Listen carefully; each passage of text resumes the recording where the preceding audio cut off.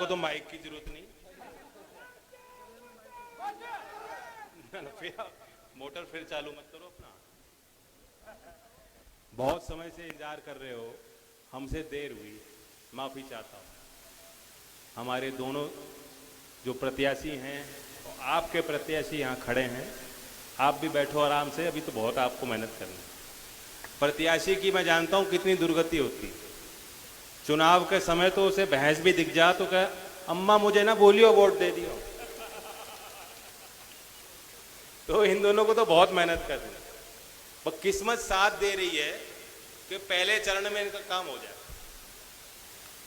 और दूसरी बात यह है कि किस्मत वाले यूं हैं, बिजनौर के लोगों को तो कुश्ती का दंगल के आयोजन में विशेष शौक है।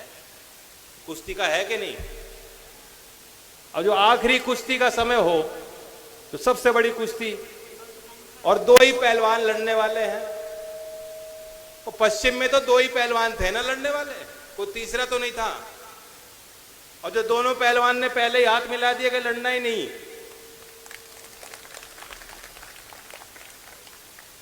तो है कि नहीं किस्मत वाले? इनकी किस्मत की रखवाली कौन करेगा? आप। और क्यों करनी है? कारण तो बहुत हैं। हम एनडीए में हैं, 10 साल हम विपक्ष में रहे, और विपक्ष में जो भूमिका होती है सवाल उठाने की, विरोध करने की, लाठियां भी खानी पड़ती हैं। सरकार में जो भी ताकत हो, उनकी कोशिश होती है कि जनता में शांति बनी रहे, विरोध के स्वर ना उठे। तो वो सब भी अपने कंधों पे लोकदल के कार्यकर्ताओं ने लिया है, इसमें कोई शक नहीं। और मैं आपको धन्यवाद देता हूं लोकदल के कार्यकर्ताओं को, बिना किसी सत्ता के, बिना किसी लालच के, मेरे हर मोड़ पे और मुझसे पहले चौधरी अजीत सिंह जी के साथ और उससे पहले चौधरी चरण सिंह जी के साथ आप डट के खड़े हैं। मैं आपको धन्यवाद देता हूं। और कार्यकर्ता नहीं होता तो लोकदल नहीं होता, और लोकदल नहीं होता तो किसान का, मेरा गरीब गांव और देश की समृद्धि के लिए जो रास्ते आज, जो संभावनाएं खुल रही हैं, वे रास्ते भी हमेशा हमेशा के लिए बंद। कार्यकर्ताओं की बड़ी भूमिका होती है। भारतीय जनता पार्टी के अध्यक्ष जी यही कह रहे थे, छोटी छोटी जिम्मेदारी लो, बड़ा ठेका मत ले लो अपने कंधों पे। हमारे लोकदल के कार्यकर्ताओं को भी सीख लेनी चाहिए।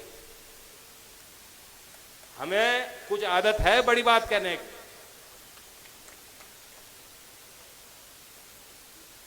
ठीक है, हुआ भी बना रहना चाहिए, थोड़ा बहुत डर भी अच्छा है, लेकिन अब काम का समय है। किसान जानता है काम, मेहनत, जब अपने खेत में जो है फसल की रखवाली कैसे करनी है, और कटाई के वक्त पे और मंडी तक कैसे वो पहुंचाना है, अब वो काम का वक्त है। तो बड़ी जिम्मेदारी, अपने से ऊपर की तस्वीर मत देखिए कि क्या होगा। जो अपने घर की बात है, परिवार की, मोहल्ले की, समाज की, क्षेत्र की, उतनी उतनी सब लोग कर लेंगे और निभा लेंगे, तो अपने आप जो तस्वीर हम बनाना चाहते हैं, बिजनौर की हो, नगीना की हो, और पार्लियामेंट की जहां 400 पार का लक्ष्य हमने दिया है, वो तस्वीर बन जाएगी कि नहीं बन जाएगी? अनिल जी मंत्री बने हैं, मुख्यमंत्री जी के विश्वास से बने हैं और आपके कहने पे बने हैं। और इन्होंने नारा दिया, अब की बार मैं सोच रहा था गन्ने की बात कर रहे हैं, सीट की बात कर रहे हैं। और जो आप दिल्ली के रास्ते बना दोगे चंदन के लिए, तो 400 पार का रास्ता भी बन जाएगा गन्ने का। हम लोग जहां भी हैं, जैसे भी हैं, जितने लायक हैं, जो चौधरी चरण सिंह जी को मानते हैं, हमारा यही एक सूत्रीय कार्यक्रम है, किसानों के लिए कैसे किसानों का भला हुआ। और मुझे बहुत खुशी है, मैं जानता हूं कि आप बहुत ज्यादा प्रफुल्लित हुए होंगे, खुश हुए होंगे। भोकरहेड़ी में 2 दिसंबर की वो तारीख, 2 दिसंबर भोकरहेड़ी में सभा चंदन ने कराई थी, और मैं पहली बार आप मौजूद हैं। मैंने उस मंच से कहा था कि हमारी इच्छा है कि चौधरी चरण सिंह जी को भारत रत्न मिल जाए। तब मुझे नहीं मालूम था और आप सबने पुरजोर उसका समर्थन किया।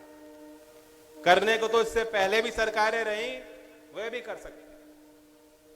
इच्छा शक्ति होनी चाहिए।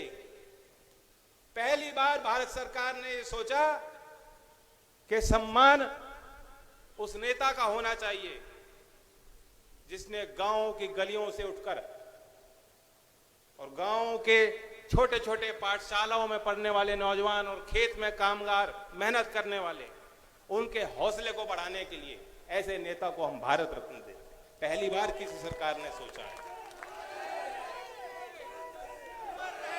और ये छोटा निर्णय नहीं है, कोई छोटी बात नहीं। सिर्फ ये नहीं कि आज हो गई कल को भूल जाएंगे लोग, नहीं।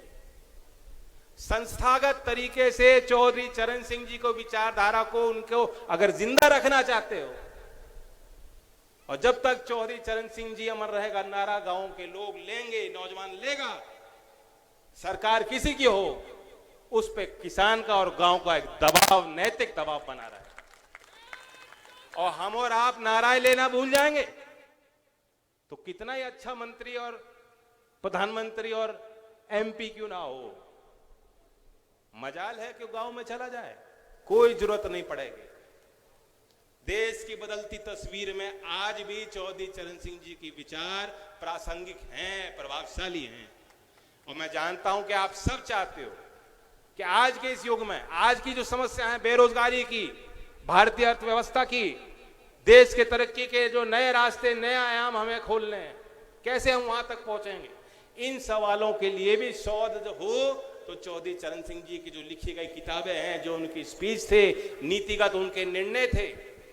मैं सवाल पूछना चाहता हूं कि आप नहीं चाहते कि आज के नए युग का नौजवान जो विश्वविद्यालयों में पढ़ रहा है, जो मेरठ चौधरी चरण सिंह विश्वविद्यालय में पढ़ रहा है, अगर वो चाहता है कि मैं पीएचडी करना चाहता हूं, मैं शोध करना चाहता हूं, मैं अनुसंधान करना चाहता हूं चौधरी चरण सिंह जी पे, अगर भारत रत्न ना मिला होता तो ऐसे नौजवानों को कोई सुविधा विश्वविद्यालय से या सरकार से या हम लोगों से नहीं मिल पाती। संस्थागत तरीके से अब मिलेगी, नए विचार उससे निकलेंगे, आज की समस्याओं के नए समाधान भी उससे निकल सकते हैं। क्योंकि चौधरी साहब एक विजनरी लीडर थे। वो छोटी सीमाओं तक नहीं उनको बांधा जा सकता। वो एक समाज के नेता नहीं थे, एक क्षेत्र के नेता नहीं थे।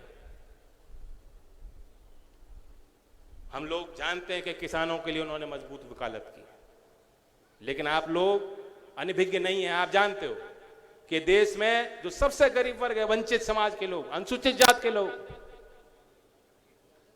पहला इस देश में उदाहरण बनाया कि उस समाज के लिए आरक्षण और जमीन का मालिकाना हक जब पटवारियों को एक कार्यक्रम के तहत उन्होंने हार किया था और लेखपाल की भर्ती की थी, चौधरी चरण सिंह जी ने वो सोचा।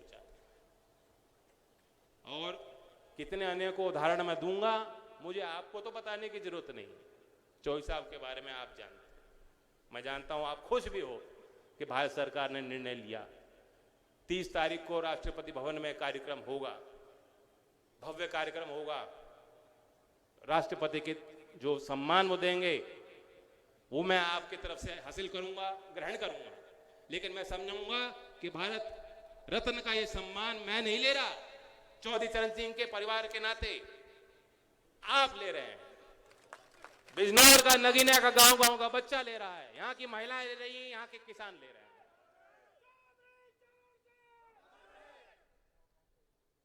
10 साल में हम लोग विपक्ष में थे, लेकिन ऐसा नहीं है, हम लोग भी देखते थे सरकार ने अच्छे काम बहुत किए। एक तो गतिशीलता लाए हैं सरकार के कामकाज में, सीधा लोगों के खातों में जो योजनाओं का निर्माण है वहां से लेकर क्रियान्वयन तक सीधा खातों में जब पैसा निधि पहुंच रही है तो सीधा प्रवाह है, कोई बिचौलिए की जरूरत नहीं। चौधरी चरण सिंह जी की सबसे बड़ी चिंता होती थी भ्रष्टाचार। अभी चुनावी माहौल में हम देख रहे हैं विपक्षी पार्टियां हर 2 घंटे में टिकट बदल रहे हैं ना टिकट। बल्कि बिजनौर की तो खूब किस्मत है, बिजनौर के लोग पता नहीं कहां कहां जाकर चुनाव लड़ रहे हैं। चौधरी चरण सिंह जी भी टिकट कभी कभी बदल देते थे। अब क्यों बदलते थे? उनके कान में आके कोई वर्कर कहता था ये शराब पीता है साहब, ये बहुत बदचलन आदमी, अच्छा आदमी नहीं है, नैतिकता पे सवाल उठा देता था। चौधरी साहब ने कहा अच्छा, और ऐसी सभाओं में जाके कह देते थे मुझसे गलती होगी। आज ऐसा कोई उदाहरण, ऐसी कोई मिसाल आपके आज के राजनीति में शायद नहीं मिले। तो ये साबित करता है कि चौधरी चरण सिंह जी के मन में, हृदय में सबसे बड़ी चिंता थी कि सरकारी योजना का लाभ जमीन तक, धरातल तक पहुंचे, भ्रष्टाचार से लोगों को, आम लोगों को मुक्ति मिले। तो कैसे होगा जब आपके हाथ में मोबाइल फोन है, मोबाइल फोन से बैंक का खाता लिंक है, भारत सरकार की योजना दे रही है, घोषणा कर रही है कि हम वहां से रुपए देंगे और सीधा आपको मिल रहा है। मातृशक्ति बैठी है, NFHS national family health survey जो पिछला राउंड हुआ, 5वां राउंड 2019-20 का आंकड़ा, वो ये दिखाता है कि अब 54% महिलाएं खुद मोबाइल फोन चलाती हैं। पहले बहुत कम आंकड़ा था। बैंक खाते 2005-6 में सिर्फ 15% महिलाओं के खुद के बैंक खाते थे जिनका संचालन महिलाओं के हाथ में था। ये 10 साल में 15-16 में आंकड़ा पहुंच गया 53%, और 19 से 21 के इस सर्वेक्षण ने बताया आज 78% से ज्यादा महिलाएं अपने बैंक के खाते को चला रही हैं।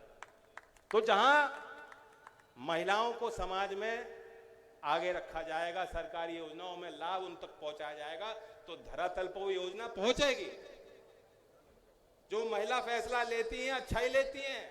भाइयों हाथ खड़ा करके बता दो, लेती है कि नहीं लेती? यहां तो मानने में कोई गुरेज नहीं, यहां तो महिला लाए नहीं आप घर की, यहां तो मान लो। और बिजनौर हो नगीना, हमारे प्रत्याशी जीतेंगे तो मात्र शक्ति के निर्णय से जीतेंगे, सिर्फ आपके कहने से नहीं जीत होगी।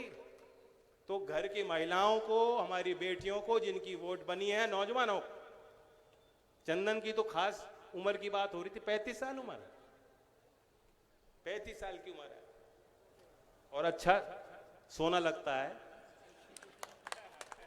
अध्यक्ष जी कह रहे थे, कोई कौन कह रहा था, ओमपाल जी कह रहे थे कि चंदन है माथे पे लगाते, और चंदन ठंडक भी देता है, ये गर्म नहीं होता, बहुत ठंडा, ठंडे स्वभाव का, अच्छे स्वभाव, सरल स्वभाव का व्यक्ति। जब ये मीरापुर से चुनाव लड़ रहा था तो मैंने इसके गाल खींच के बोला कि देखो कितना मासूम है,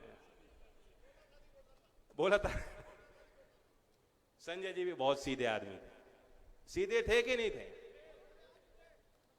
जो काम होता था कहते थे, जो नहीं था बस में कह देते थे। उस चक्कर में कभी कभी बुराई मिल जाती है।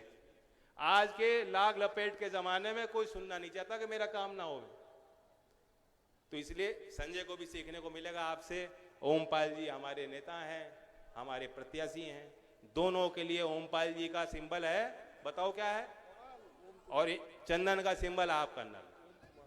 ओम कुमार जी नगीना से हमारे कमल के फूल का, उनका लोटस का सिंबल, और हैंडपंप नल का सिंबल आपके चंदन चौहान। और सबे पता है कि कमल का फूल वहां खिलता है जहां जल हो, जल की आवश्यकता फूल के खिलने को है। तो दोनों का ये मिश्रण, दोनों का मेल, और मुझ पे विश्वास कीजिए, क्या हम लोग जब सरकार में हैं, अनिल जी आपके मंत्री, बिजनौर के लोगों का विशेष अधिकार लोकदल के लोगों का इन पे बना है, और इनके माध्यम से एनडीए में शामिल होकर हम लोग साथ मिलकर कुछ फैसले लेंगे जिसका सीधा लाभ हमारे किसान को, महिलाओं को और नौजवानों को मिल सकेगा, और बिजनौर जनपद और नगीना के पार्लियामेंट क्षेत्र को मिल पाए। इसके लिए हम सब लोग मिलकर प्रयास करेंगे। धन्यवाद। जय हिंद, जय भारत।